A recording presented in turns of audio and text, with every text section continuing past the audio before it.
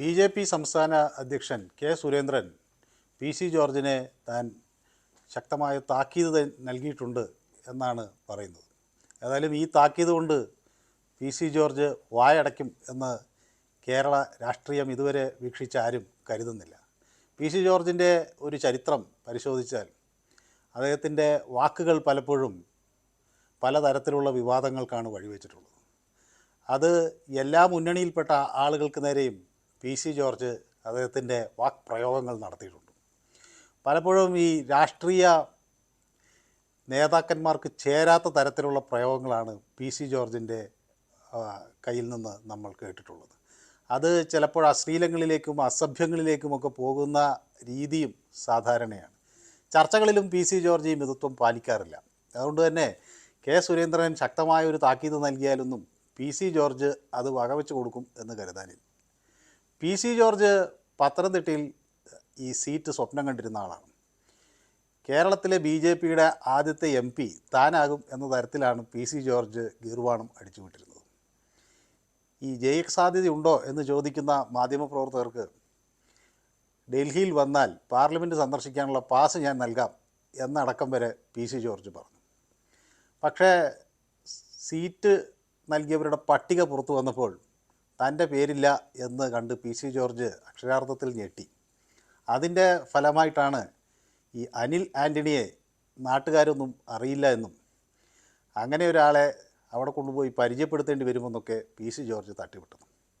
AK. ആൻ്റണിയുടെ മകനാണെന്നൊരു മേൽവിലാസം മാത്രമേ അനിൽ ആൻ്റണിക്കുള്ളെന്നും എന്നാൽ എ.കെ. ആൻ്റണിയുടെ പിന്തുണ ഇല്ല എന്നുള്ളത് കൊണ്ട് തന്നെ അതുകൊണ്ട് വലിയ കാര്യമില്ല എന്നൊക്കെയാണ് ജോർജിൻ്റെ നിലപാട്.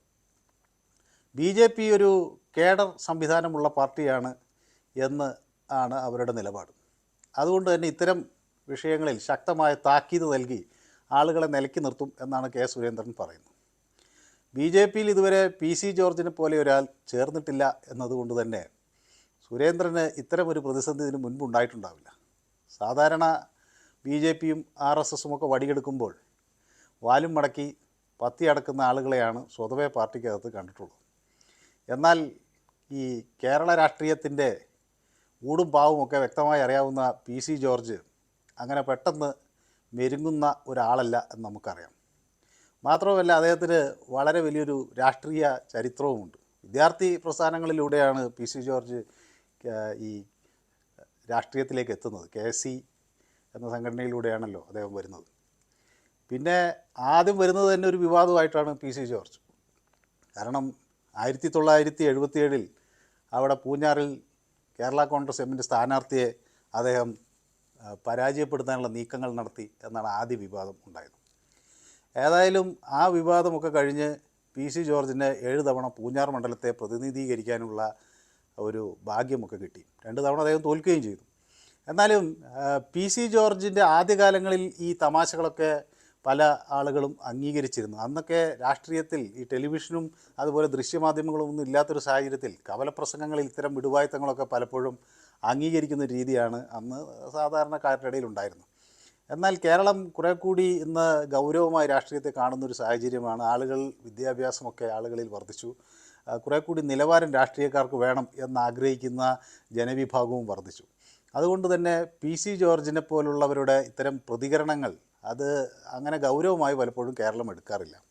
ഏതായാലും എല്ലാ വിവാദങ്ങളിലും വന്നു ചേർന്നിട്ടുള്ളൊരു പേരാണ് പി.സി. ജോർജ്. അത് അദ്ദേഹത്തിനെതിരെ പീഡന കേസുണ്ടായിരുന്നു, അദ്ദേഹത്തിനെതിരെ മതസ്പർദ്ധ വളർത്തുന്നു എന്ന തരത്തിൽ കേസുണ്ടായിരുന്നു. അങ്ങനെ വ്യക്തമായൊരു രാഷ്ട്രീയ പ്ലാറ്റ്ഫോം ഒന്നും പി.സി. ജോർജിനില്ല. വീണടം വിഷ്ണുലോകം എന്നാണ് നിലപാട് പൊതുവെ. അദ്ദേഹം കേരള കോൺഗ്രസ് എമ്മിലുണ്ടായിരുന്നു.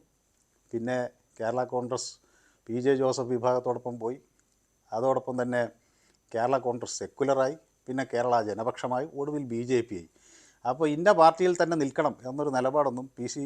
ജോർജിനെ സംബന്ധിച്ചിടത്തോളം ഇല്ല. അതുകൊണ്ട് സുരേന്ദ്രൻ വാളെടുത്താൽ പി.സി. ജോർജ് നാവടക്കും എന്ന് കരുതാനാകില്ല. വരുന്ന ദിവസങ്ങളിൽ ഈ വാക്തർക്കം കൂടുതൽ ശക്തമായി പുറത്തേക്ക് വരും. ഈ തെരഞ്ഞെടുപ്പിൽ ഫലം പുറത്തു വരുമ്പോഴായിരിക്കും പി.സി. ജോർജിൻ്റെ യഥാർത്ഥ നിറം കേരളം തിരിച്ചറിയാൻ പോകുന്നു. BJPയും അത് കണ്ടു പഠിക്കേണ്ടി വരും.